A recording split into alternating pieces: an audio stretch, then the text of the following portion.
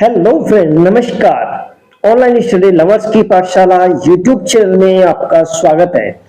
Dear friends, brave UP TGT English practice set का number 12 होगा। अब से पहले 11 प्रैक्टिस सेट को हमने बहुत अच्छे से स्टडी किया है।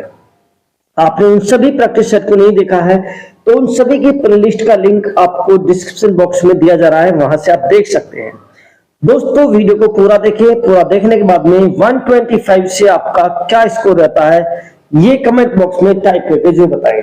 So let's start video without any delay. And very first question is, आपको करेक्टली स्पेल्ड वर्ड फाइंड करना है। 4 ऑप्शन दिए गए हैं एक ही स्पेलिंग के। तो फ्रेंड्स, यदि हम 4 ऑप्शन को पढ़ेंगे तो बहुत सारा टाइम कंज्यूम होगा क्योंकि 125 क्वेश्चंस है।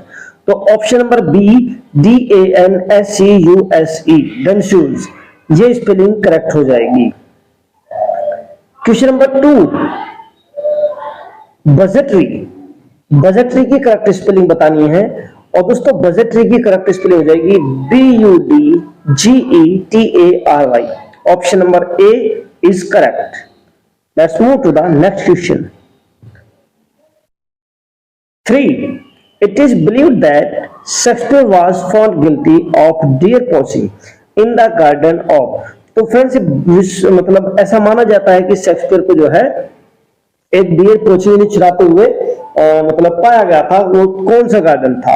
तो फ्रेंड्स, आंसर होगा option number C, Thomas Lucy के गार्डन से।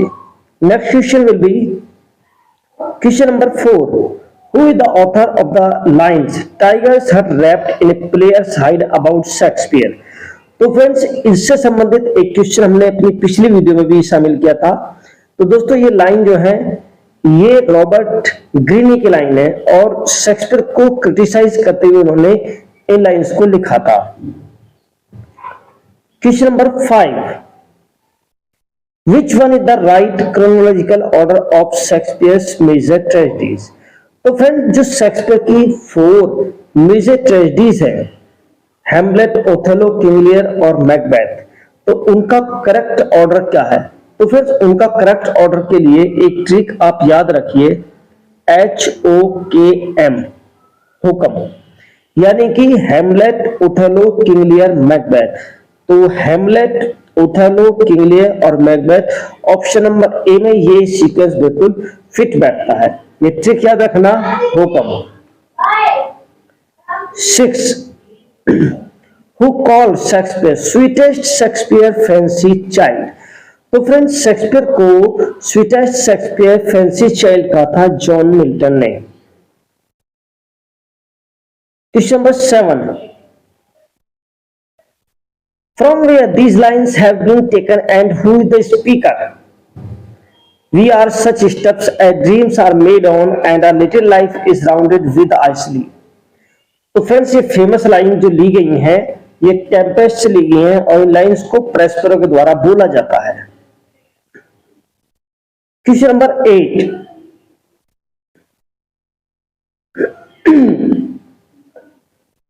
In which poem has Wordsworth described different moods of nature? तो फ्रेंड्स, वर्ड्सवर्थ ने जो नेचर के डिफरेंट मूड्स है उसको किस पोएम में मेंशन किया है? Daffodils, line written about Tintern Abbey, an evening walk और द एक्सकर्जन। तो फ्रेंड्स, करेक्ट आंसर हो जाएगा option number B, lines written about Tintern Abbey. Clear दोस्तों? Next question,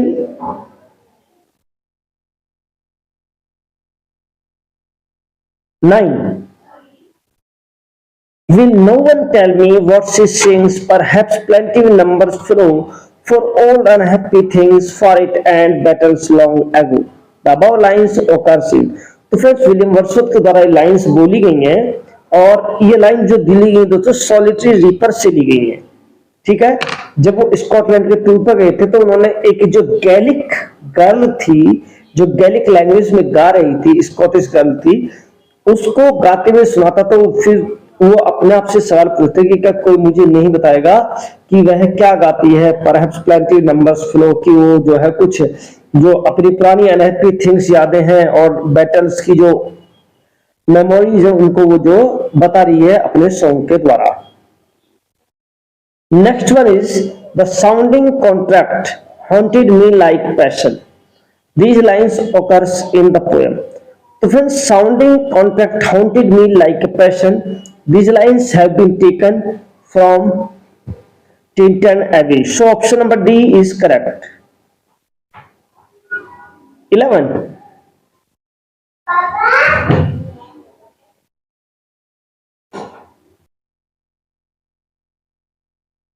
All the perfume of Arabia will not sweeten this little hand. What figure of speech is used in the above lines? So friends, all the perfume of Arabia will not sweeten this little hand. Friends, ये line Macbeth से ली गई है, लेकिन आपको ये बताना है कि यहाँ पर कौन सा figures of speech in lines में है। तो फ्रेंड्स, यहाँ पर जो बात हो रही है वो परफ्यूम की हो रही है कि जो अरेबिया के जो संपूर्ण परफ्यूम मिलके भी मेरे जो एक छोटा सा हाथ है उसको महका नहीं सकते हैं। तो दोस्तों, ऐसा नहीं हो सकता, बात को बहुत ही एग्जैगरेट करके बताया गया है। तो ऑप्शन नंबर बी से हो जाएगा हाइपरबल। Question number 12. Just for a handful of silver he left us. What is the figure of speech is used in the above lines? तो फ्रेंड्स, ये लाइन रॉबर्ट ब्राउनिंग के द्वारा बोली गई है विलियम वर्ड्सवर्थ के विषय में। और यहाँ पर दोस्तों जो फिगर्स ऑफ स्पीच होता है कि just for a handful of silver he left us. What is the figure of speech in this line? तो ऑप्शन नंबर सी सिनकनकी यहाँ पर सही हो जाएगा। ठीक है दोस्तों, फिगर्स ऑफ स्पीच से रिलेटेड एक सेपरेट वीडियो हमने बनाया हुआ है जिसकी कंप्लीट प्लेलिस्ट आपको डिस्क्रिप्शन में मिल जाएगी, तो आप वहां से देख सकते हैं। Question 13. A piece of writing which presents a character's inner thoughts is known as. तो फ्रेंड्स, उसको बोलते हैं interior monologue. Question 14. Which Hindi film is based on Hamlet? तो friends, correct answer will be option number C, Haider. Next question is Othello is famous for. तो friends, Othello famous है option number B credulity, यानी कि वो सहज विश्वास के ऊपर जो है फेमस है। Question 16. Ambition is found in. दोस्तों, एम्बिशन पाया जाता है option A Othello, option B Hamlet, option C Caesar और ऑप्शन डी मैकबेथ। तो करेक्ट आंसर हो जाएगा option number D Macbeth. The still sad music of humanity this line is from. तो friends, ये लाइन टिंटन एबे से ली गई है और वर्ड्सवर्थ के द्वारा जो है लाइन बोली गई है। Question 18. Who calls Wordsworth one of the giants of English poetry? Option C John Crowe Ransom ने बताया था। पोएम वीनस एंड एडिसन इज डेडिकेटेड टू। तो friends, Earl of Southampton, Henry Wriothesley, डायन ऑफ टिचफील्ड या option D these of three. तो correct answer हो जाएगा option D to these three. There is no art to find the mind's construction in the face. He was a gentleman on whom I built an absolute trust. Here King Duncan comments on. तो friends, ये line की there is no art to find the mind's construction in the face. King Duncan जिस समय Macbeth को then of कैडोर की उपाधि देते हैं तो कहते हैं कि ऐसी कोई आर्ट नहीं है जिससे जो माइंड की जो कंस्ट्रक्शन है वो उसके फेस के द्वारा पता की जा सके। तो he was gentleman on home I built. तो वो एक जेंटलमैन है जिसको इस मैंने बनाया है। तो लाइन दोस्तों थेन ऑफ कैडोर यानी मैकबेथ के विषय में किंग डंकन के द्वारा कमेंट्स की जाती है। दवाई को जाएगी 21.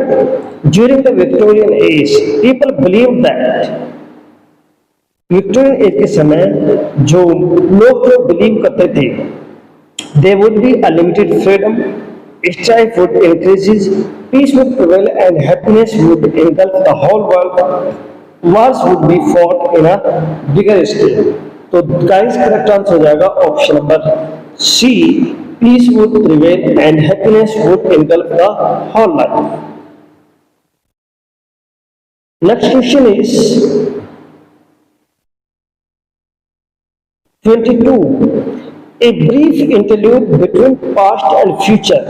Barbarism can be interpreted as,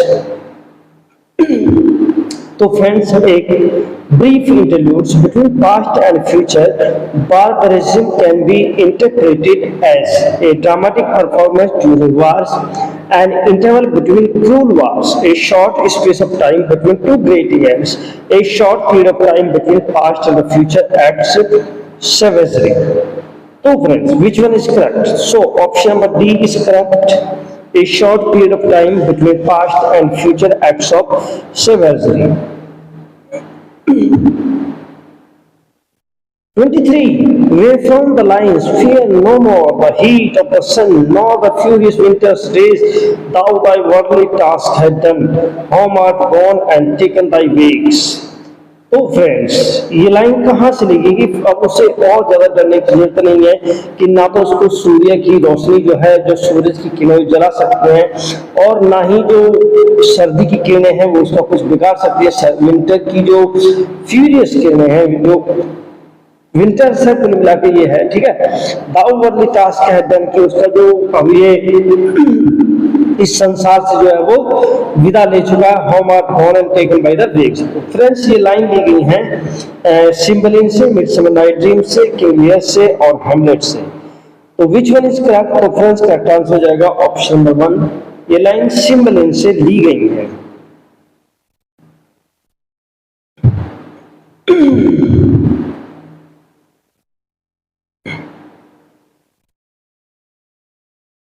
Who expressed the common judgment of the home when he says, I do not remember that any book or person or event in my life ever made so great an impression upon me as the plays of Shakespeare. तो friends ये कथन किसका है? कौन express करता है एक common judgement के रूप में कि जो वो कहता है वो उसके विषय में सोचता है तो कहता है कि मुझे कोई भी बुक या कोई भी पर्सन, कोई भी घटना मेरी लाइफ में ऐसी याद नहीं आती जिसने मेरे ऊपर इतना इंप्रेशन डाला हो जैसा कि शेक्सपियर के प्लेज ने डाला है। तो ये लाइन किसके द्वारा बोली गई है? तो फ्रेंड्स ये लाइन बोली गई है गुथे के द्वारा, ठीक है। 25. Hermia is a character in Shakespeare. तो फ्रेंड्स हर्मिया जो है मिडसमर नाइट ड्रीम में एक कैरेक्टर है। तो ऑप्शन नंबर ए सही हो जाएगा। दोस्तों अगर वीडियो अच्छा लगा तो वीडियो को लाइक कर दीजिए, चैनल को सब्सक्राइब कर लीजिए। One is a dabbler in art science और literate. One who dabbler in art science और लिटरेट।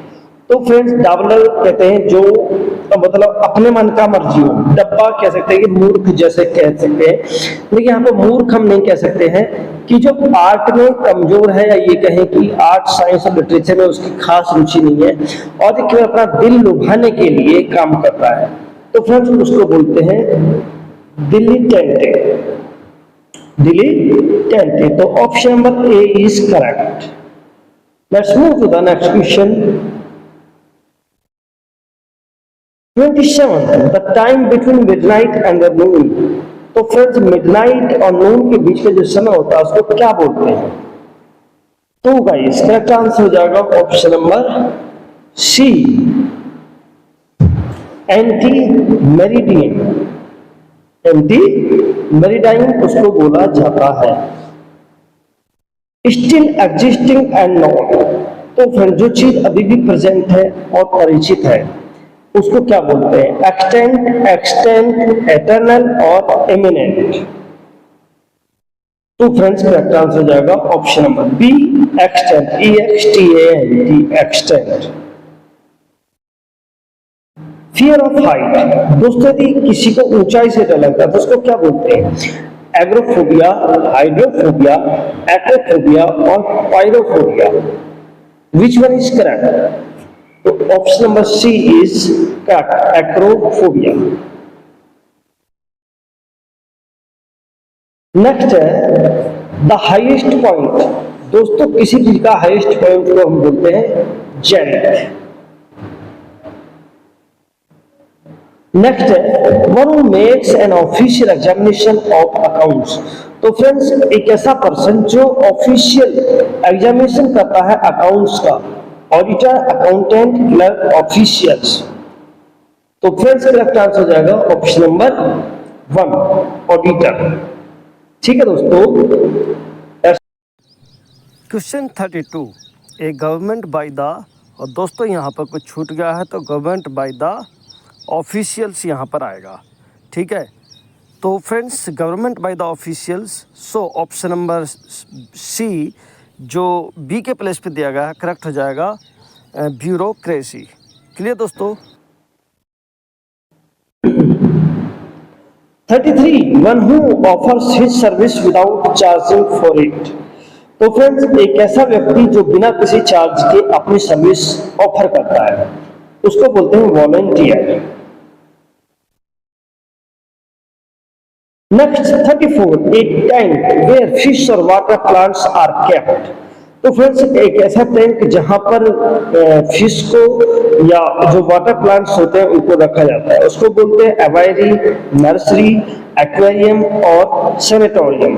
तो करेक्ट आंसर हो जाएगा दोस्तों एक्वेरियम।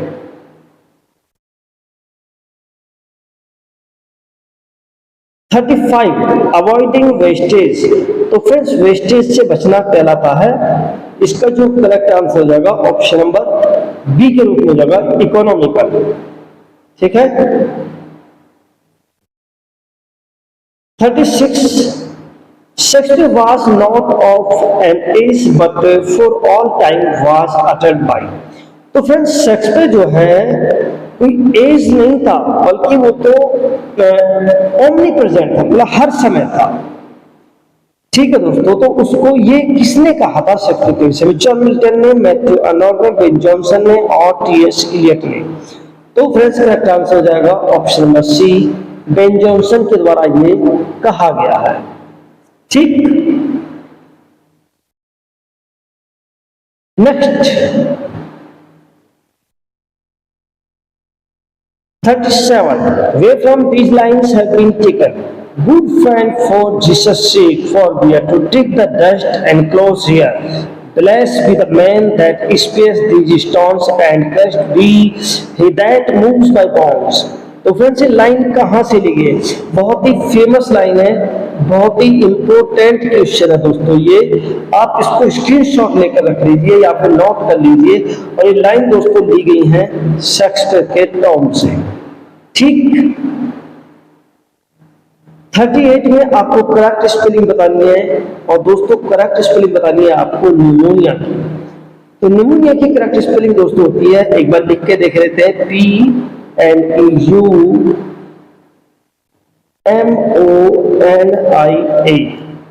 PNEUMONIA। तो फ्रेंड्स ये स्पेलिंग देखने को मिलती है ऑप्शन नंबर 1 में, तो option number 1 is correct. Diarrhoea दोस्तों नेक्स्ट स्पेलिंग है डायरिया। 39, डायरिया की स्पेलिंग दोस्तों, डायरिया की स्पेलिंग अभी आपको बता रहे हैं। देखिए डायरिया की जो करेक्ट स्पेलिंग होती है लिखकर चेक करेंगे एक बार फिर से। ठीक है, तो DIA और RRHOEA डायरिया। तो option number B is correct. Question 42, consider the following sentences. 1, he comes daily। 2, wasted time never returns। 3, I have heard this before। 4, he once met me in Delhi। I have not seen him since। तो friends यहाँ पर question यहाँ से बनता है कि ये word आपको बोर्ड में करके दिए गए हैं, daily, never, before and once are. इनको बताना है। क्या बताना है? ये आपके ऑप्शन है। ये एडवर्ब्स ऑफ मैनर है, एडवर्ब्स ऑफ फ्रीक्वेंसी है, एडवर्ब्स ऑफ टाइम है, या इनमें से कोई। तो friends daily, never, before, once ये सभी के सभी जो है एडवर्ब्स ऑफ फ्रीक्वेंसी हो जाएंगे। Next question, Laodamia by Wordsworth is a. तो फ्रेंड्स लेडोमिया एक पोएम है, वर्ड्सवर्थ के द्वारा लिखी गई है। ये क्या है? ड्रामा है, नोवेल है, नैरेटिव पोएम है, या इनमें से कोई नहीं है? तो करेक्ट आंसर दोस्तों हो जाएगा option number C, narrative poem. 44 on the morning of Christ's nativity is a। तो friends on the morning of Christ nativity ये जॉन मिल्टन के द्वारा लिखा गया एक वर्क होगा, तो इसको आप किस कैटेगरी में रखेंगे? तो फ्रेंड्स ऑप्शन नंबर डी सही हो जाएगा, that is an odd.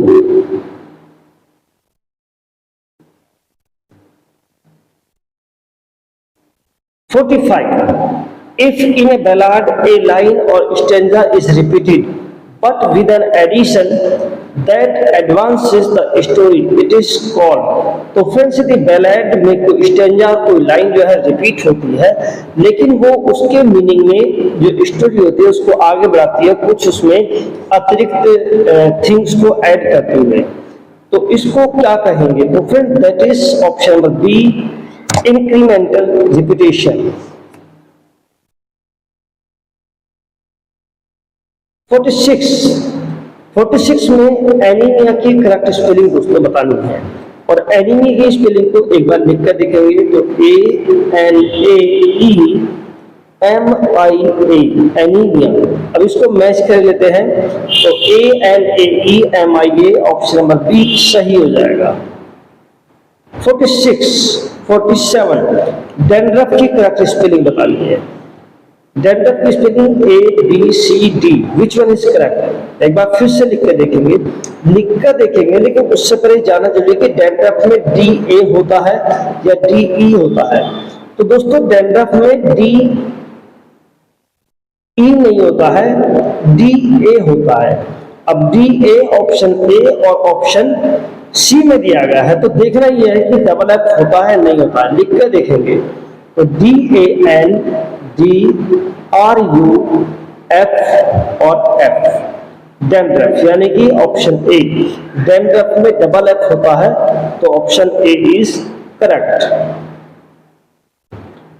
48 Galsworthy's masterpiece is, Galsworthy का मास्टरपीस है option A Patrician, option B Freelands, option C Forsyte Saga और ऑप्शन डी फ्रैटर्निटी। तो गाइस करेक्ट आंसर हो जाएगा option number C, the Forsyte Saga. दोस्तों Forsyte Saga जो है 3 novels और 2 इंटरल्यूड्स की एक सीरीज है, ठीक। Next one is the influence of class is depicted in. तो friends influence of class depicted जो है वो किस प्ले में यूज हुआ है? Escape, the Pigeon, the Skin Game और लॉयल्टीज। तो करेक्ट आंसर हो जाएगा option number D, loyalties.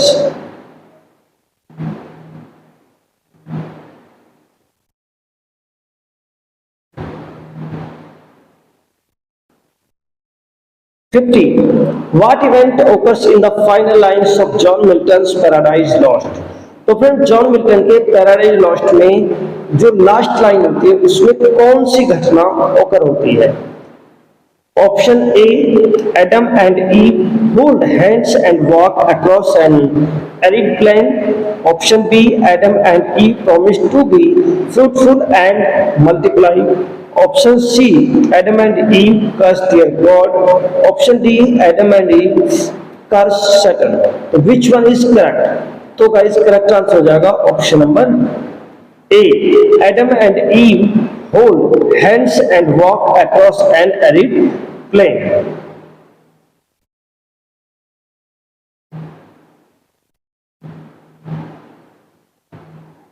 Antonym of thrifty, thrifty का एंटोनिम बताना है। तो फ्रेंड्स थ्रिफ्टी का अर्थ होता है माइजर, माइजर इकोनॉमिकल, तो इसका जो अपोजिट हो जाएगा वो जाएगा वेस्टफुल, ठीक है। वेस्टफुल को एक्स्ट्रावेगेंट भी कहते हैं, ठीक है।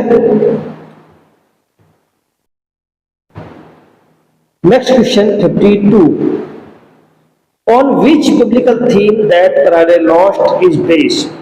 तो पैराडाइज लॉस्ट जो है किस बिब्लिकल थीम पर बेस्ड है? Option A fall of Lucifer, option B fall of man, option C Adam and Eve, option D the Genesis. Correct answer हो जाएगा option number B the fall of the man. Next question, at what point does the narration unfolds in the poem Paradise Lost? तो friends narration जो narrator होता है वो किस point पर आकर अपने आप को अनफोल्ड करता है पैराडाइज लॉस्ट में? In Eden, after the fall of man, after the defeat of the rebel angels of the रेबलेला, और in paradise when sits the god. तो करेक्ट आंसर हो जाएगा option number C. Next question 54, Wordsworth poem mostly deals with. तो Wordsworth की जो poem है deal करती है हम्बल एंड रस्टिक लाइफ को।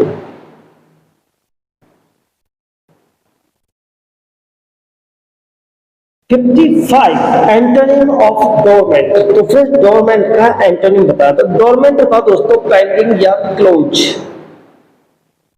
डोरमेंट ये बैंक खाते से रिलेटेड होता है और बैंक अकाउंट से रिलेटेड होता है। तो फ्रेंड्स डोरमेंट का अपोजिट हो जाएगा एक्टिव।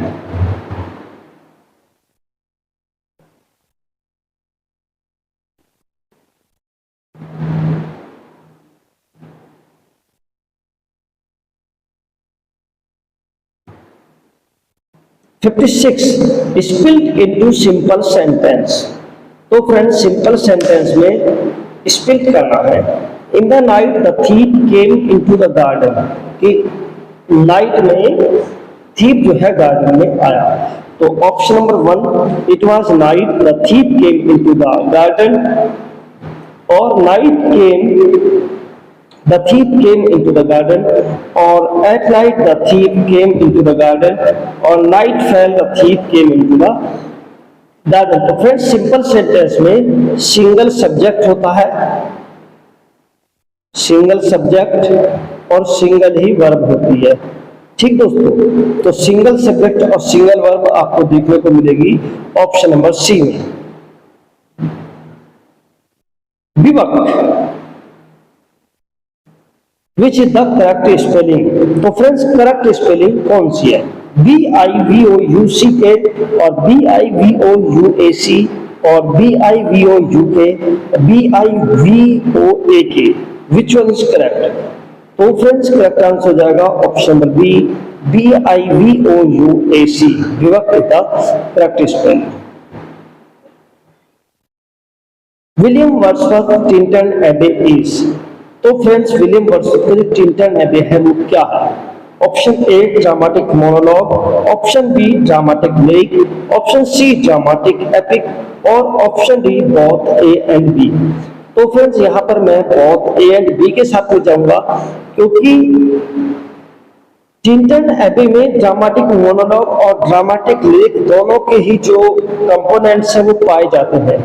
इस क्वेश्चन को लेकर आप अपनी डिफरेंट ओपिनियन रख सकते हैं, but I will go with option number D, both A and B, and I suggest you if this question appear in examination UPTGT or PGT 2025, then you अगर option में आपको dramatic monologue and dramatic lyric दोनों दिए गए हैं, and option A C D में कहीं भी आपको नन ऑफ दीज या बोथ ऑफ दीज आता है, तो आप नन ऑफ दीज के साथ में जाना यदि नन ऑफ दीज आता है, और यदि बोथ आता है तो फिर आपको बोथ के साथ में जाना है, बिकॉज आपको किसी एक के साथ में नहीं जाना है। ठीक है, यदि बोथ का ऑप्शन आता है तो बोथ के साथ में जाना है, और यदि नन ऑफ दीज का ऑप्शन आता है तो नन ऑफ दीज के साथ में जाना है।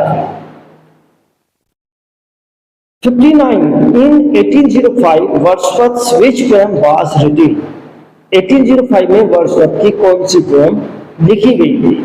तो करेक्ट आंसर जवाब दोस्तों प्रिल्यूड।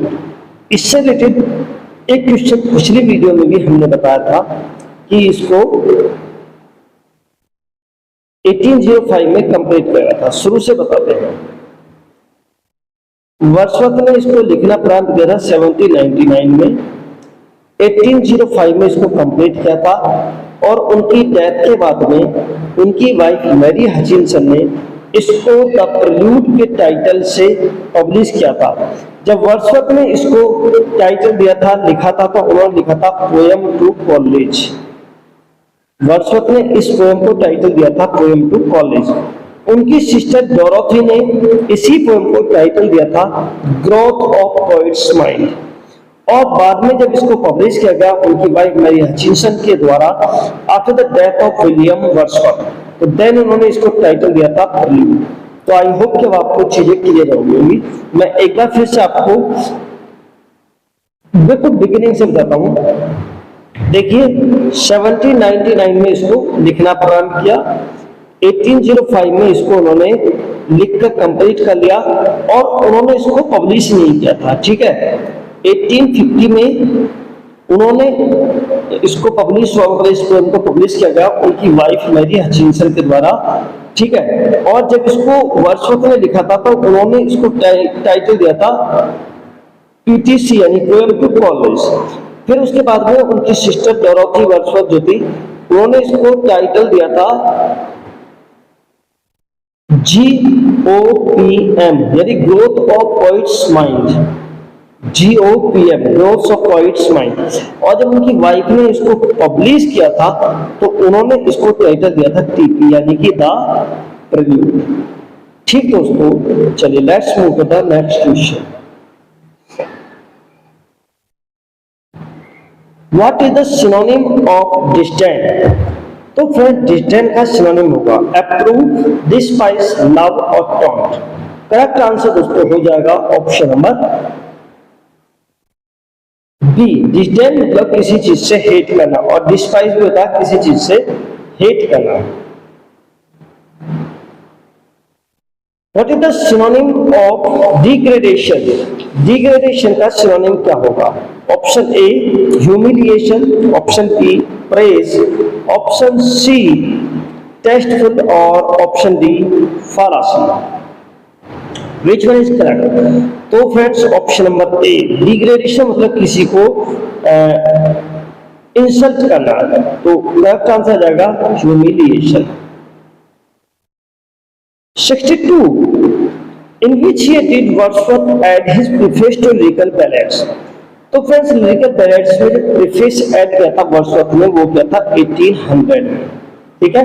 1802 में इसको अमेरिका में पब्लिश किया गया था, 1798 में इसको ओरिजिनली पब्लिश किया गया था और उसके बाद में 1805 में लिरिकल बैलेड्स को पब्लिश किया गया था जब उन्होंने ऑन द डेथ ऑफ कुछ वॉरियर्स इस तरह से कोई पोएम थी, तो जो थॉमस ग्रे की पोएम थी उसके बेस पर उसको टाइटल देकर जो हमने पब्लिश किया था। 63 the title of Wordsworth first political volume is, तो जो उनका फर्स्ट पॉलिटिकल वॉल्यूम था उसका टाइटल था दोस्तों डिस्क्रिप्टिव स्केच।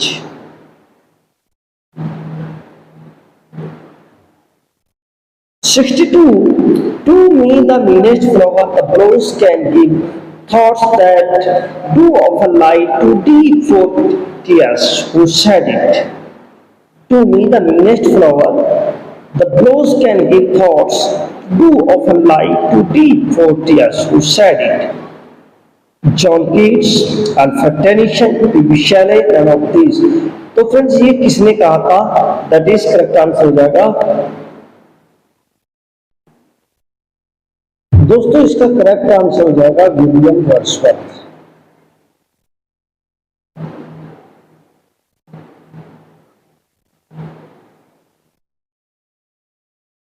ठीक है, लेकिन यहाँ पर जो ऑप्शन दिया गया है वो John Keats, Alfred Tennyson, PB Shelley और विलियम वर्ड्सवर्थ यहाँ पर नहीं दिया गया, तो ऑप्शन बी सही हो जाएगा, none of these. 65 Lucy poems by William Wordsworth refer to, तो विलियम वर्ड्सवर्थ की लूसी पोएम वो रेफर करते हैं किसको? Wordsworth early poems, a group of 5 lyrics poems by Wordsworth और poems of Wordsworth in collaboration with Coleridge, Wordsworth humorous poem. तो friends Wordsworth ने humorous poem तो लिखी नहीं थी, तो ये ऑप्शन तो अपने आप में गलत हो जाता है। और ये पोएम उन्होंने जो कॉलेज थे उससे कोलाब्रेशन में भी नहीं लिखी थी। अरे दोस्तों, अर्ली पोएम भी वर्ड्सवर्थ की नहीं है। तो ऑप्शन एक बचता है, ऑप्शन बी। ये जो है, ये जो लूसी पोएम्स थी वो 5 पोएम्स का एक ग्रुप था। ठीक दोस्तों, नेक्स्ट है 66 है, no nightingale did ever chant more welcome notes to weary bands of travellers in some shady haunt among Arabian sands from where are the above quoted lines taken. ठीक है दोस्तों, तो ये लाइन वर्ड्सवर्थ के द्वारा कहां से ली गई है? तो फ्रेंड्स, ये लाइन ली गई है सोलिटरी रीपर से। ठीक है, सोलिटरी रीपर से लाइन ली गई है। जब विलियम वर्ड्सवर्थ उस जो स्कॉटिश गर्ल थी उसका गाना सुनते हैं तो वो उस समय इस लाइन्स को बताते हैं कि किसी नाइटिंगेल ने भी इतना मधुर गीत कभी, जो थके हारे हुए जो इस अरेबियन सैंड्स में जो ट्रेवलर्स आते हैं उनके लिए नहीं गाया होगा जितना कि ये मधुर गीत लड़कियां गा रही है। तो ऑप्शन ए सही हो जाएगा, सोलिटरी रीपर।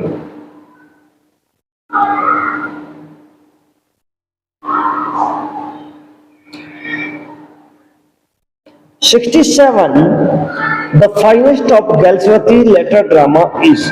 तो फ्रेंड्स, गैल्सवर्थी का जो फाइनेस्ट और लेटर ड्रामा था वो था लॉयल्टीज। तो option number D is correct. 68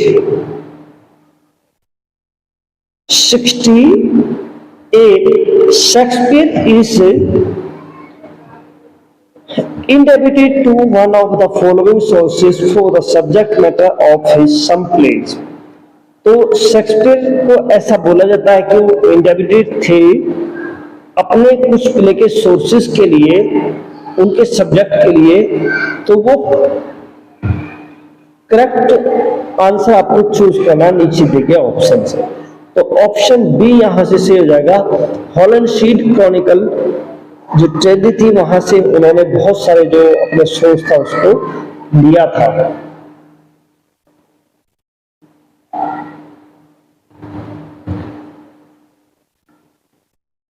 One of the following poets was nicknamed the Lady of Christ by his fellow undergraduate.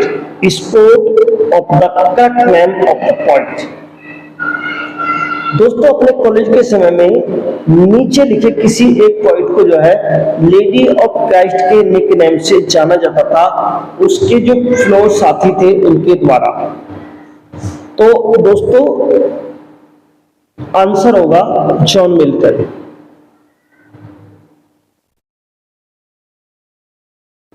For a handful of silver he left us this line of borrowing has a reference to। तो friends देखिए, ये question ऊपर भी पूछा था हमने, लेकिन वहां पर हमने पूछी थी कि इसमें फिगर्स ऑफ स्पीच कौन सी है, और यहाँ पर पूछ रहे हैं कि रॉबर्ट ब्राउनिंग ने लाइन किसको रेफर की है। तो वहां पर ही मैंने इसका आंसर आपको बता दिया था कि लाइन रॉबर्ट ब्राउनिंग के द्वारा लिखी गई है, और इन लाइन्स को जो विलियम वर्ड्सवर्थ थे उनको रेफर किया गया है। 71 it is a very short tale which is told by a character in literary work, it is known as। तो फ्रेंड्स, ये एक टेल होगी, बहुत छोटी सी टेल है जो एक कैरेक्टर के द्वारा एक लिटरेरी वर्क में गाई जाती है। तो इसको दोस्तों किस नाम से जाना जाता है? एनेक्डोट, मिथ, फेबल और स्टोरी। तो करेक्ट आंसर दोस्तों हो जाएगा option number A, anecdote.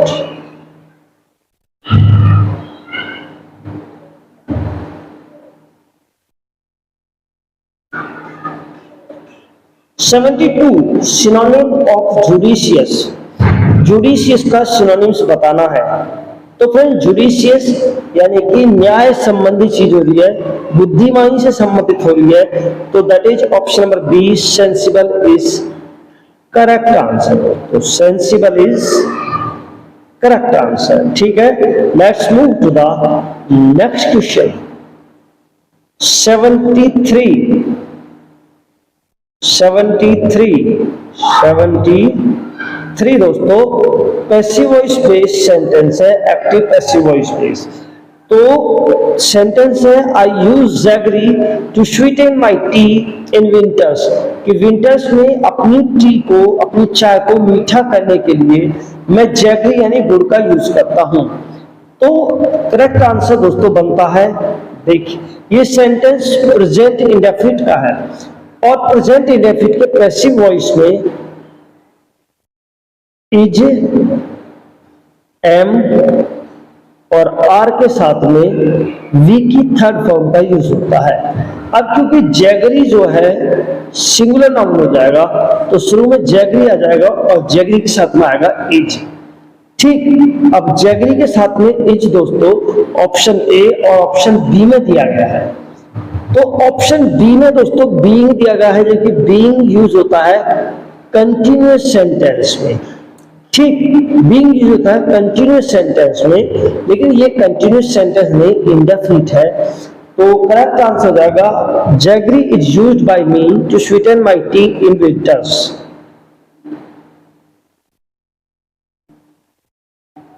Second, let's move to the next 74 narration base होगा। They cried bravo well done, they cried, वो मतलब उन्होंने जोर से चिल्लाए। क्या चिल्लाए? ब्रेवो, शाबाश, वेल डन, बहुत बढ़िया किया। तो दोस्तों ब्रेवो का जो सेंस होता है वो जॉय के सेंस में होता है। ठीक है, जब भी हम एक्सक्लेमेटरी सेंटेंस को इनडायरेक्ट में कन्वर्ट करेंगे डायरेक्ट से, तो फ्रेंड्स यहाँ पर हम एक्सक्लेम विद सोरो, with Joy, with surprise etc आएगा, या फिर joyfully with wonder, with Joy भी आ सकता है। तो चेक किए लेते हैं। तो ऑप्शन ए में है they shouted joyfully that they had done well. तो फ्रेंड्स जॉयफुली और में बताया कि एक्सक्लेम विद सोरो या वंडर भी आ सकता है। तो देखिए यहां पर भी एक ऑप्शन दिया गया है कि they exclaimed with wonder that they had done well. तो फ्रेंड्स यदि इसमें जॉय फुली ना दिया गया होता तो ऑप्शन डी आपका सही हो जाता, क्योंकि इसमें फिर वंडर दिया गया है, लेकिन यहां पर पहले जॉय दिया गया है। तो एक्सक्लेम्ड विद जॉय या इन जॉय भी आ जाएगा इसके प्लेस पे। ठीक है, तो इसलिए ऑप्शन ए सही हो जाता है। Consider the following statements, statements दिए गए हैं, इनको कंसीडर करना है। चलिए पहले स्टेटमेंट्स को देख लेते हैं। It is a figure of speech, यह एक फिगर ऑफ स्पीच है। It refers to a person, place, thing और इवेंट, रियल और इमेजिनरी। यह किसी भी पर्सन, प्लेस, थिंग या कोई भी इवेंट जो रियल हो या इमेजिनरी हो उसको रेफर करती है। It is a passing reference as it does not describe in detail the person और thing to which it refers. तो ये थिंग्स को भी रेफर करती है, लेकिन ये साथ साथ ये डिस्क्राइब नहीं करती है कि किस पर्टिकुलर थिंग या किस पर्टिकुलर पर्सन को ये रेफर कर रही है। कोई बात नहीं। और ऑप्शन नंबर 4 होगा it may be from fiction, folklore, historical events and religious manuscripts. तो दोस्तों ये फिक्शन की फॉर्म में हो सकती है, फोल्कलोर की फॉर्म में हो सकती है, हिस्ट्रिकल फॉर्म में हो सकती है, इवेंट्स की फॉर्म में हो सकती है, और कोई भी रिलीजियस मैन्युस्क्रिप्ट्स भी हो सकता है। तो फ्रेंड्स व्हाट इज इट? तो इसके लिए हमें अपनी स्क्रीन को थोड़ा सा छोटा करना पड़ेगा। ठीक है, और इससे छोटी अब हमारी स्क्रीन चलिए हो गई है। ठीक हो गई है तो देख लेते हैं। दिस स्टेटमेंट्स आर अबाउट, ये स्टेटमेंट है लाइटोट्रीज के विषय में, सनकलकी के विषय में, एल्यूजन के विषय में और टोटोलॉजी के विषय में। तो दोस्तों करेक्ट आंसर हो जाएगा ऑप्शन नंबर बी, एल्यूजन। यहां पर ऑप्शन ऊपर नीचे हो रहे हैं। ऑप्शन ए के बाद में ऑप्शन सी दिया गया है, सी के बाद में बी दिया गया है, फिर डी दिया गया है। तो option B allusion is correct. Next question, act is, act है, तो friends option A major division in the action of play, option A, ये वाला ऑप्शन ए करेक्ट हो जाएगा। ठीक,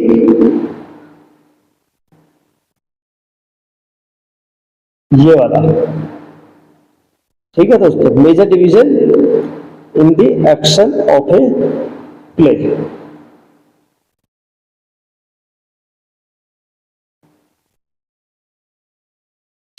सिनोनिम ऑफ गार्नर, दोस्तों गार्नर का सिनोनिम होगा, तो करेक्ट आंसर दोस्तों हो जाएगा, गार्नर का मीन्स होता है कलेक्ट करना, कलेक्ट करना, ठीक है, चीजों को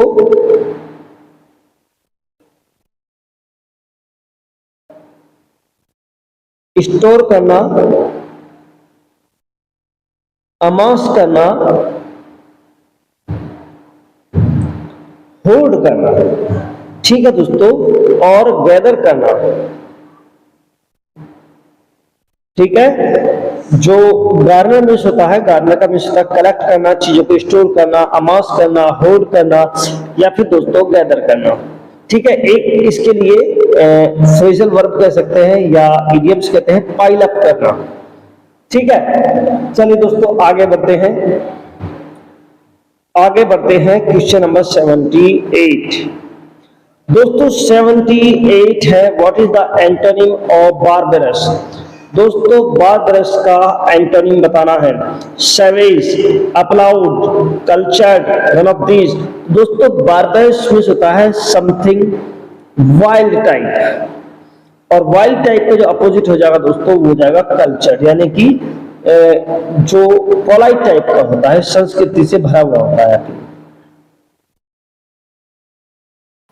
question 79, what is the antonym of कंसिशियस, तो फ्रेंड्स कंसिशियस मींस होता है किसी चीज के विषय में अवेयर, और इसका जो एंटोनिम हो जाएगा वो जाएगा इग्नोरेंट, यानी कि option number A is correct. 80, when the assault was intended to the city is a sonnet written by, तो guys when the assault was intended to the city is a sonnet written by John Milton।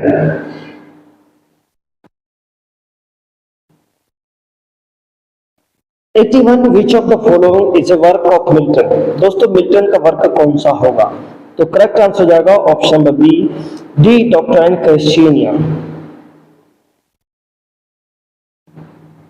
82, who calls Milton God gifted organ voice of England, तो Milton को God gifted organ voice of England कहा था Lord Tennyson ने, यानी कि 82 का option number D सही हो जाएगा। 83, one of the following works of Milton is a prose work, mention that, तो फ्रेंड्स मिल्टन का जो प्रोज वर्क हो जाएगा that is Areopagitica, option number D is correct.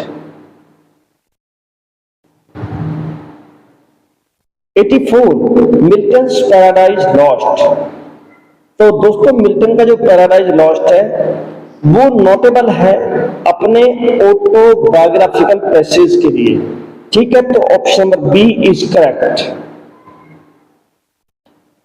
Next, Galsworthy is, तो friends Galsworthy है pessimist, both cynical and demotivating, B pacifist, C realist both minute and delicate, D a reactionist revolutionary.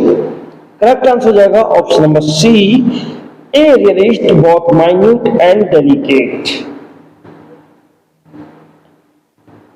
Next दोस्तों, select the misspelled word, देखिए 3 spelling यहां पर correct है और एक incorrect है, तो इनकरेक्ट स्पेलिंग आपको फाइंड करनी है कि कौन सी इनकरेक्ट है, ठीक है फ्रेंड्स, इनकरेक्ट स्पेलिंग आपको फाइंड करनी है, ठीक। एक तो देखेंगे यहां पर हमें 4 ऑप्शन को देखना पड़ेगा, इसीलिए शुरू में हमारी स्पीड तेज थी क्योंकि हमें पता था कि आगे क्वेश्चन हमारे मिसस्पेल्ड के आने वाले हैं। तो PARTICIPATIO ये स्पेलिंग ठीक है। PERMANENT परमानेंट की स्पेलिंग भी ठीक है। PREDOMINANT प्रीडोमिनेंट की स्पेलिंग भी ठीक है। तो फ्रेंड्स इनकरेक्ट स्पेलिंग हो जाएगी ऑप्शन नंबर बी प्रीसीजन, और प्रीसीजन की स्पेलिंग होती है PRECISION प्रीसीजन, ठीक है, PRECISION प्रीसीजन। नेक्स्ट है 87, select the word which is incorrectly spelled. एक वर्ड इनकरेक्ट दिया गया है उसको फाइंड करना है। पार्शियल PARTIAL पार्शियल की स्पेलिंग बिल्कुल ठीक है। Option B natural NATURAL natural की स्पेलिंग भी ठीक है। डिलेमा DILEMNA डिलेमा, तो यहां से एन मिसिंग है, तो ये ऑप्शन जो है इनकरेक्ट है। इंप्रेशन IMPRESSION इंप्रेशन की स्पेलिंग भी ठीक है। तो ऑप्शन ए सही है, ऑप्शन बी सही है, ऑप्शन ए सही है, ऑप्शन बी सही है, ऑप्शन डी सही है। तो जो इनकरेक्ट स्पेलिंग है वो है dilemma. 88, find the incorrectly spelled word. तो दोस्तों इनकरेक्टली स्पेल्ड वर्ड फाइंड करना है। डिवाइन DIVINE डिवाइन की स्पेलिंग ठीक है। डिवोट DEVOTE डिवोटी की स्पेलिंग भी ठीक है। डाइव की स्पेलिंग तो बहुत ही इजी रख रही है यहाँ पर, ये भी बिल्कुल ठीक है। डिवाइड की स्पेलिंग में मिस्टेक है, तो डिवाइड की स्पेलिंग होती है DIVIDE डिवाइड DIVIDE डिवाइड। ठीक दोस्तों, let's move to the next question. एक और मिस स्पेल है दोस्तों। 89, select the incorrectly spelled word.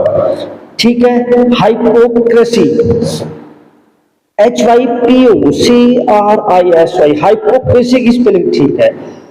दोस्तों गेटी GAEITI नो दोस्तों, गेटी की स्पेलिंग होती है GAIETY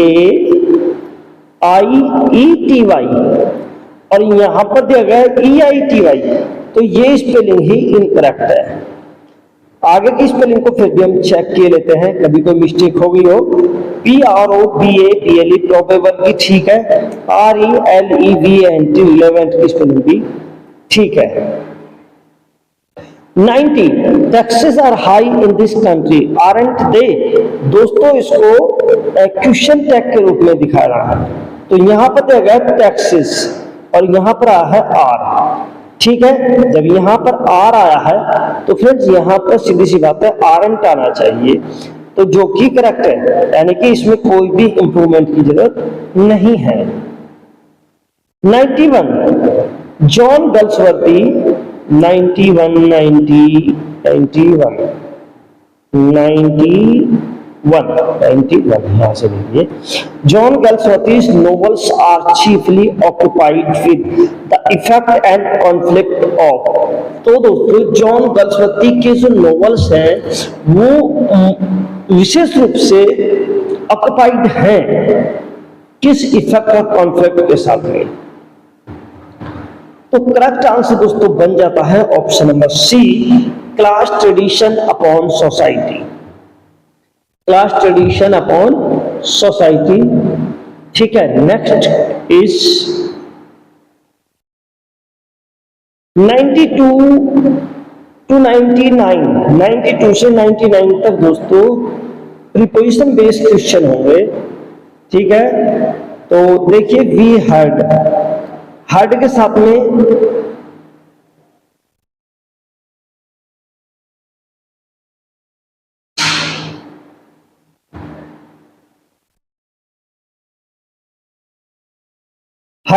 दोस्तों ऑफ प्रीपोजिशन आता है, तो यहां पर ऑफ दिया गया है और यहां पर ऑफ दिया गया है और यहां पर ऑफ दिया गया है, ठीक है।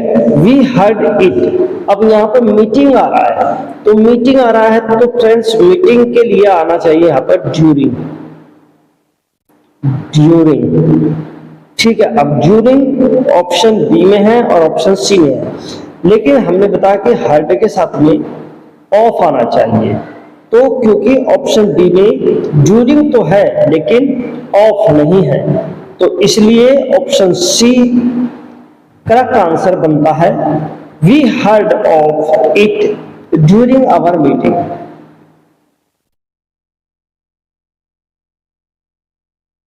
93 he is paying he is paying his son's school fees at 4 near 2, तो which one is correct? he is paying, तो दोस्तों पे कर रहा है, किसी चीज के लिए पे कर रहा है, तो किस चीज के लिए पे कर रहा है, तो ऑप्शन बी सही हो जाएगा। He is paying for his sons schools fee.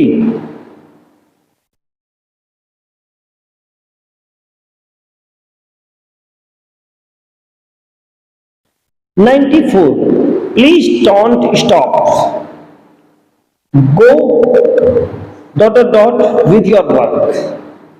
Please don't stop, तो फ्रेंड्स डोंट स्टॉप यानी कि गो और गो के साथ में आना चाहिए यहाँ पर ऑन, क्यों ये कह रहा है कि रुको मत और अपने काम को करते रहो, तो डेफिनेटली यहाँ पर ऑन प्रीपोजिशन आना चाहिए। 94 का option number C is correct.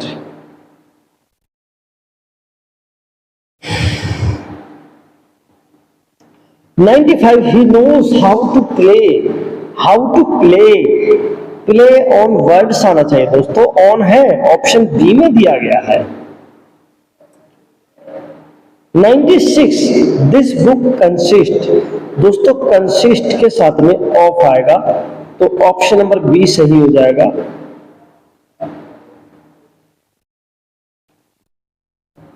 You must account to the manager dot money you used, तो friends you must account the manager, तो of with for amid, which one is correct?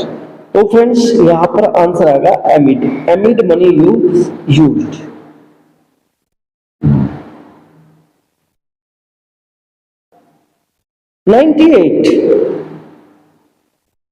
98 the police accused the young man of about दो बार दे दिया गया है और 4, ठीक है, accuse the young man for murder या ऑफ मर्डर। 98, तो दोस्तों अक्यूज के साथ में जो प्रीपोजिशन यूज होता है वो होता है ऑफ, ना कि 4, सो option number 1 is correct.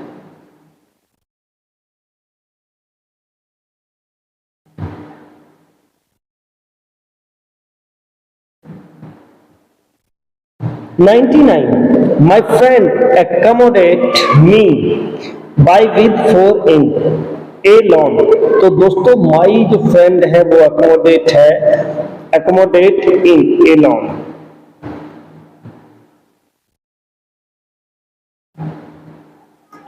Financial की करेक्ट स्पेलिंग बतानी है दोस्तों, फाइनेंशियल, तो विच वन इज करेक्ट?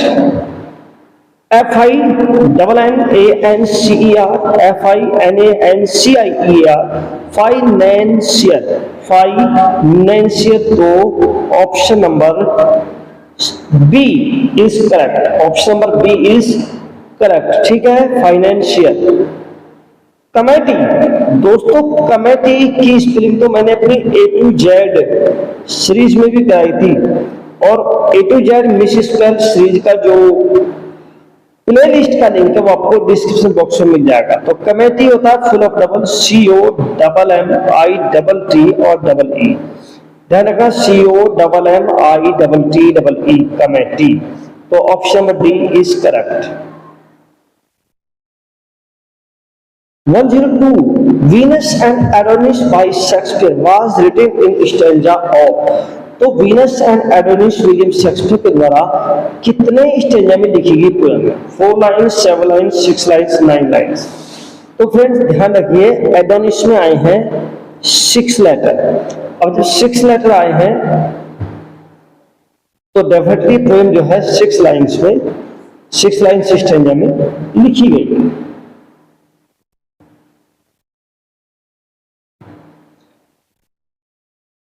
103 इटिक्वेट। इटिक्वेट की स्पेलिंग बतानी है। ETIQUETE, ETIQUETTE, या फिर ETTIQUETE, या फिर ETTIQUETTE।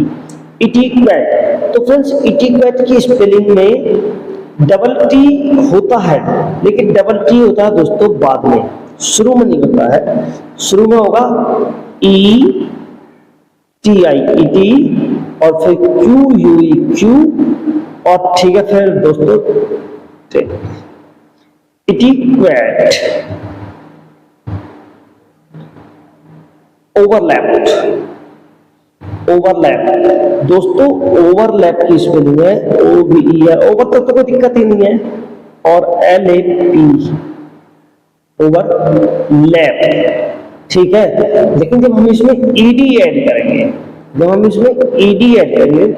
तो P हो जाएगा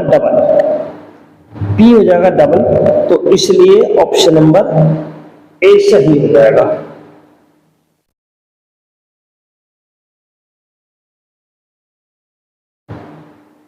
We must now deal with these problems। तो दोस्तों यहाँ पर तो कुछ दिया ही नहीं गया है, लेकिन ऑप्शन को देखने से पता चल रहा है कि क्वेश्चन हमारा वॉइस बेस है। तो we must now deal with these problems, तो these problems, फिर must be, तो these problems must now be dealt with by us, तो ऑप्शन नंबर ए सही हो जाएगा। These problems must now be dealt with by us, ठीक है। Next question is 106।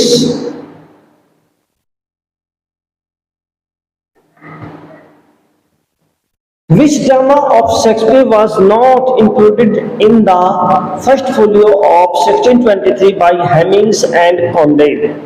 तो फ्रेंड्स हेमिंग एंड कॉन्डेल के द्वारा कौन सा ड्रामा था जिसको फर्स्ट फोलियो में शामिल नहीं किया गया था? इसको इस तरह से भी देते हैं, और इसकी एक और लैंग्वेज क्वेश्चन की बन जाती है। Which drama of Shakespeare omitted the first folio, है ना, ओमिटेड करके भी दे देंगे, यहाँ पर इंक्लूडेड है। तो दोस्तों करेक्ट आंसर हो जाएगा पेरिकल शैनी प्रिंस ऑफ टाइम। 107 में एग्जाम्पल की स्पेलिंग दी गई है, और एग्जाम्पल की करेक्ट स्पेलिंग आपको फाइंड करनी है। तो एग्जाम्पल की स्पेलिंग होती है EXAMPLE, एग्जाम्पल, EXAMPLE, तो option C is correct. 108 decisions must be taken. तो फ्रेंड्स ये सेंटेंस पैसिव वॉइस में जाएगा, इसका एक्टिव वॉइस बताना है। तो ऑप्शन सी यहां से सही हो जाएगा, sorry option B, we must take decisions. Imperative sentence में इसको बनाया गया है जब कोई नैतिक सलाह दी जाती है कहीं पर, तो उसको जो है हम, यानी जो काम यूनिवर्सल ट्रूथ होता है, तो वहां पर हम सब्जेक्ट को ओमिट कर देते हैं।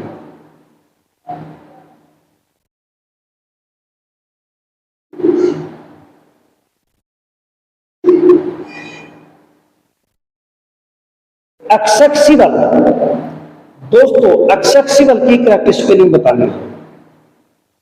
तो ऑप्शन ए देखेंगे, ACCESIBLE, नहीं दोस्तों, एक्सेसिबल, ठीक है, एक्सेसिबल, तो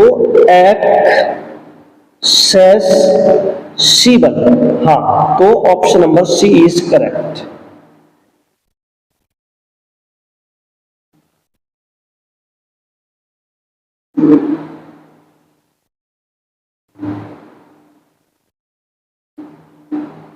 A detective arrested him as soon as he got home। तो फ्रेंड्स एक डिटेक्टिव ने उसको अरेस्ट कर लिया, तो हिम हिम हिम को हम बनाएंगे ही, और ही तो दोस्तों आपका एक ही ऑप्शन में दिया गया है, ऑप्शन नंबर बी में। He was arrested by a detective as soon as he got home, option B is correct.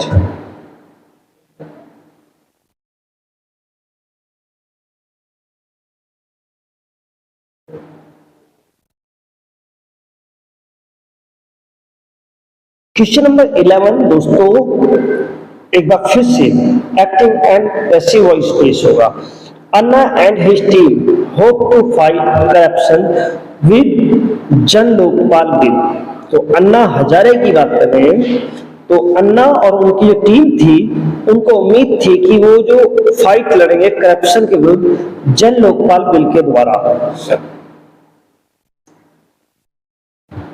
ठीक है दोस्तों, तो which one is correct, which one is correct. तो दोस्तों इसको कैसे बनाएंगे ये तो आपको देखना होगा। देखिए यहां पर कोई भी एक पर्टिकुलर ऑब्जेक्ट जो है नहीं दिया गया है। जब कोई भी पर्टिकुलर ऑब्जेक्ट नहीं दिया गया है तो दोस्तों ऑब्जेक्ट को हम फाइंड करेंगे, एज्यूम करेंगे अपनी साइड से, और ऑप्शन बी, ऑप्शन सी और ऑप्शन डी में किसी भी तरह का कोई भी ऑब्जेक्ट नहीं दिया गया है। ठीक है, तो यहां पर एक ऑब्जेक्ट दिया गया है, it is hoped by Anna and his team that they would fight corruption by Jan Lokpal bill. तो यही ऑप्शन दोस्तों सही हो जाएगा। इस ऑप्शन को आप बहुत ध्यान से देखिए। देखिए बाकी के तीन ऑप्शन को मैंने क्यों कट किया था, यहां पर किसी भी तरह का कोई ऑब्जेक्ट नहीं है। To fight corruption is been ये नहीं बनेगा, टू फाइट यहां पर दिया गया, टू फाइट यहां पर दिया गया है। ठीक है, और जबकि hope to fight, to fight को यहां पर वर्ब की फॉर्म में दिया गया है, ना कि नाउन की फॉर्म में। ठीक है, तो इसलिए यहां पर option number A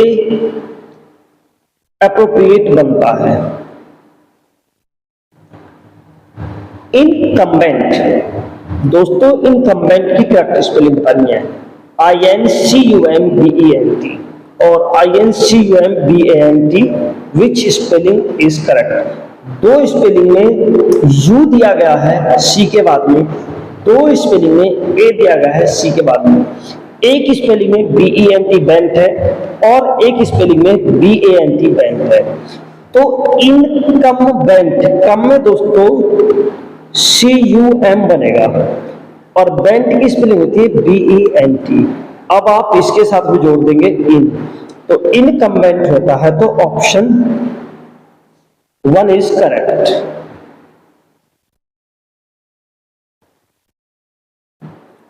Change the voice. You are requested to certify him. You are requested दोस्तों इंपरेटिव सेंटेंस का पैसिव वॉइस दिया गया है, एक्टिव वॉइस में बनाना है। तो फ्रेंड्स करेक्ट आंसर बनेगा प्लीज सर्टिफाई हिम।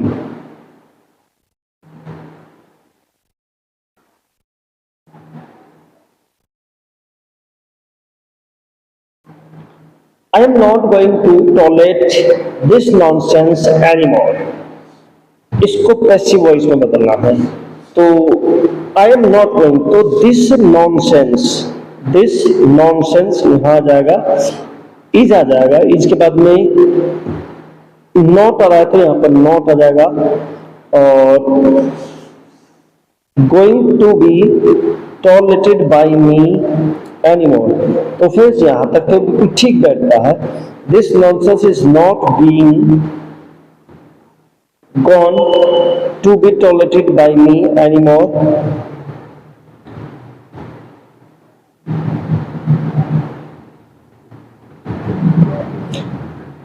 दोस्तों यहां पर दिया गया है गोइंग, और जब भी वर्ब की फर्स्ट फॉर्म में आईएनजी लगाते हैं तो उसके साथ में हम यूज करते हैं is being, am being, are being और वाज बीइंग या वर्ब बीइंग।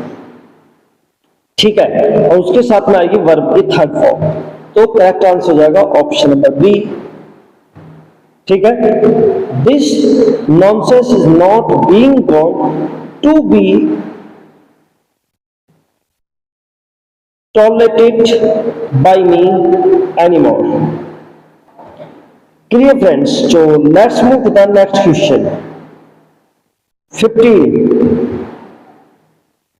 दोस्तों क्वेश्चन को मैं एक बार फिर से क्लियर कर देता हूं, अगर आपको कोई कंफ्यूजन हो उससे रिलेटेड। देखिए आपका जो क्वेश्चन है, आई एम नॉट गोइंग, मैं नहीं जा रहा हूं, to tolerate this nonsense anymore.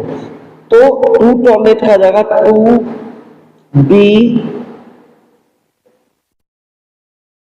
थोड़ा छोटा छोटा लिखना पड़ेगा मुझे। टू टॉलरेट को हम बदल देंगे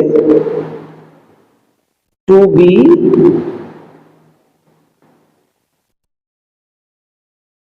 टॉलरेटेड में। ठीक है दोस्तों, और जो एम नॉट गोइंग है, नॉट गोइंग है, एम नॉट है, तो एम नॉट को बदल देंगे is being not, is being not gone. ठीक है, तो इस तरह से ऑप्शन नंबर बी सही बनता है। ठीक, चलिए क्वेश्चन नंबर 15 को देखते हैं। A bullet in the chest is adored by the brave. The bullet in the chest is adored by the brave. तो यहां पर आ जाएगा द ब्रेव। ठीक है, द ब्रेव, और ये इज एडोर दिया गया तो इसको एडोर से बदल देंगे, और यहां पर ए बुलेट है तो ए बुलेट यहां पर आ जाएगा इन द चेस्ट, द ब्रेव। और देखिए एक चीज और आपको देखनी है, क्योंकि द ब्रेव है, द ब्रेव यानी कि ब्रेव जो है एक एडजेक्टिव है, और जब हम इससे पहले द लगा देंगे तो कंप्लीट जो साहसी लोग होते हैं उनको रिप्रेजेंट करता है, तो यानी प्लूरल बन जाता है। जब ये प्लूरल बन जाता है तो ऑप्शन नंबर बी सही जाएगा, the brave adore a bullet in the chest. Psychology दोस्तों, साइकोलॉजी की करेक्ट स्पेलिंग, साइकोलॉजी की correct spelling P S Y C H O LOGY, psychology. तो ऑप्शन बी सही हो जाएगा।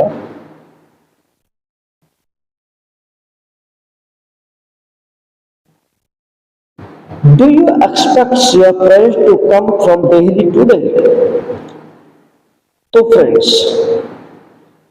Are your parents expected to come today from Delhi? ये do आ रहा है, प्रेजेंट इंडेफिनिट में होगा, तो प्रेजेंट इंडेफिनिट में हम इजामार का यूज करते हैं पैसिव वॉइस बनाते समय। तो option number C is correct. Are your parents expected to come today from Delhi? 180, Tina said, Tina ने कहा, आई शॉ फोटोग्राफ, इसको नरेशन में चेंज करना है। तो friends said said said, said का सैड ही रहना है, और कॉमा कॉमा की जगह आना है दैट, और दैट के बाद में देखिए यहाँ पर तो सैड का टोल्ड कर दिया गया है ऑप्शन में, तो ये गलत हो जाएगा। और ऑप्शन नंबर सी को पहले देखेंगे। सी में दोस्तों सी नहीं दिया गया है, और इसमें यहाँ पर दे दिया गया है हैज, तो हैज नहीं आएगा क्योंकि यहाँ पर सा है, पास्ट इंडेफिनिट है। और जब हम डायरेक्ट से इनडायरेक्ट नरेशन में चेंज करते हैं तो टेंस को, पास्ट इंडेफिनिट टेंस को हम पास्ट परफेक्ट में चेंज करेंगे। तो ऑप्शन बी,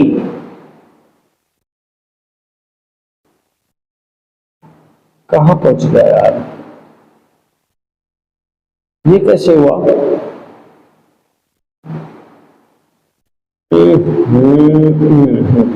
यहां थे, तो बात कर रहे थे कि ऑप्शन नंबर बी से हो जाएगा। Tina said that she had seen the photograph. Narration है फिर से, और इंपेरेटिव सेंटेंस में है। ठीक दोस्तों, तो इंपेरेटिव सेंटेंस में है, तो the king said to his man, to put the man in prison. तो दोस्तों राजा जो होता है, देखिए राजा जो होता है, राजा या तो करेगा ऑर्डर, या देगा कमांड। ठीक है, राजा इम्प्लोर नहीं करेगा, राजा रिक्वेस्ट नहीं करेगा, राजा इन्फॉर्म भी नहीं करेगा प्रिजन को कैद में रखने के लिए। तो the king commanded his man to put the man in prison. Option number B correct हो जाता है।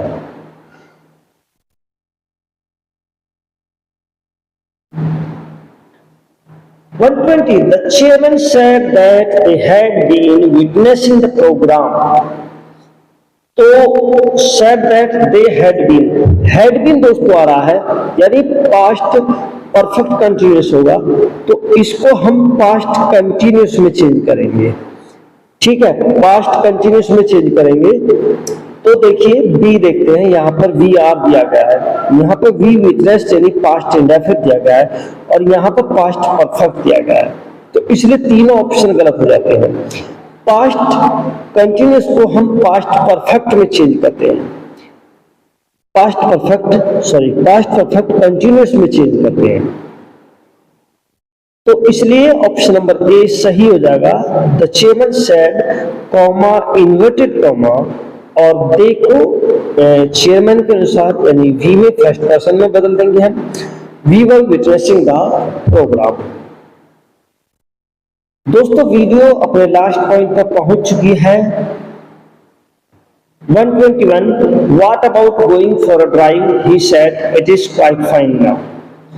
तो दोस्तों ही सेड ऐसे है, he said what about going for a drive, it is quite fine now. तो आंसर दोस्तों कैसे बनेगा, इंट्रोगेटिव में दिया हुआ है, तो इंट्रोगेटिव में WH फैमिली वर्ड जब भी आएगा, WH फैमिली वर्ड को हम एज ए कैरेक्टर यूज करते हैं, और बाकी किसी में भी, तो ऑप्शन नंबर ए से हो जाएगा। He asked me what about going for a drive as it was quite fine then. Now को हम देन में बदल देंगे, और इट इज को इट वाज में बदल देंगे। ठीक है, यहाँ पर प्रपोज दिया गया है, लेकिन कहीं पर भी वाज कैरेक्टर से उसको नहीं जोड़ा गया है, तो बाकी के तीन ऑप्शन गलत हो जाते हैं। You can't swim in this sea, he said to me, it is very rough। दोस्तों TGT लेवल के नरेशन यहाँ पर दिए गए हैं, खेल नहीं किया है किसी भी तरह का क्वेश्चंस को रखने में। ठीक है, तो he said to me, उसने मुझसे कहा, you can't, you मतलब you को मी के अनुसार बदल देंगे, तो I can't नहीं I couldn't। ठीक है, तो ऑप्शन नंबर सी से जाएगा, क्योंकि मी दिया गया है, he said to me you, तो यू को बदलेंगे ऑब्जेक्ट के अनुसार, आई हो जाएगा, और कांट का दोस्तों हो जाएगा कुडंट। तो यहीं से आप देख लीजिए ये बिल्कुल सेंटेंस सही है, और यहाँ पर दिया गया इट इज वेरी रफ, और यहाँ पर दिया गया इट वाज वेरी रफ। तो सीधा सीधा सेंटेंस को चेंज कीजिए, ऑब्जेक्ट को चेंज कीजिए, और इजीली आप अपने आंसर को फाइंड कर सकते हैं। Let's move to the next question. It is no use ... to come now, he is very busy। तो दोस्तों it is no use, which option is correct? That you ask him, to ask him, asking him, ask him। तो जब कभी भी आपको no use जैसा sense कहीं भी देखने को मिलेगा, नो यूज, तो नो यूज के साथ में हमेशा जीरेंडियल फॉर्म का प्रयोग करते हैं। आस्किंग हिम करेक्ट हो जाएगा। The phrasal verb take after means leave the ground, look after, resemble in character or appearance or reprimand। तो दोस्तों take after, which one is correct? Answer will be option C, resemble in character or appearance।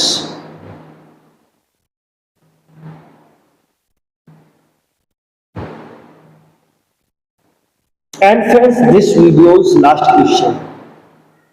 The phrasal verb keep up with means, तो friends keep up with का means होता है continue doing something, meet each other, stay the same level as someone or something, और begin. 125 correct answer, stay at the same level as someone or something.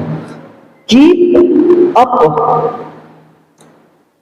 It का मतलब होता है continue doing something, ठीक, लेकिन यहां पर है कीप अप विद, तो keep up with, stay the same level as something or some. तो दोस्तों इस वीडियो में इतना ही, नई वीडियो में नए कंटेंट के साथ में फिर मुलाकात होगी, तब तक के लिए नमस्कार। Finally thanks for watching this video.